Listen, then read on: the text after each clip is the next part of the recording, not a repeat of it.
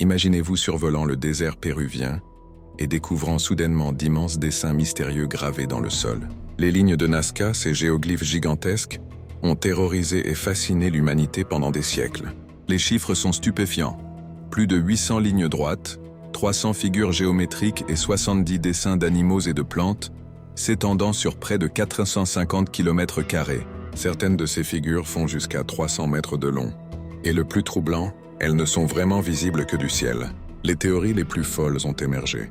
Certains y ont vu des pistes d'atterrissage pour extraterrestres, comme le célèbre auteur Erich von Däniken, qui a popularisé cette idée dans les années 60. D'autres ont suggéré qu'il s'agissait d'un immense calendrier astronomique, ou même d'un système d'irrigation complexe. Les légendes locales racontent que ces lignes seraient à l'œuvre des dieux eux-mêmes, traçant leur message sur la Terre pour communiquer avec les humains.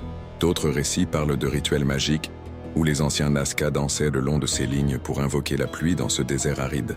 Mais la réalité, bien que moins fantastique, est tout aussi fascinante. Ces lignes ont été créées par le peuple Nazca entre 500 avant J-C et 500 après J-C. Ils utilisaient des techniques remarquablement simples. En retirant la couche superficielle de pierres sombres, ils révélaient le sol plus clair en dessous. Le climat exceptionnellement sec et stable de la région a permis leur préservation pendant des millénaires. Ces dessins géants servaient probablement de chemin rituel, où les Nazca marchaient en hommage à leur dieu de l'eau et de la fertilité. Une preuve impressionnante de l'ingéniosité humaine et de notre capacité à créer des œuvres monumentales qui défient le temps et notre compréhension.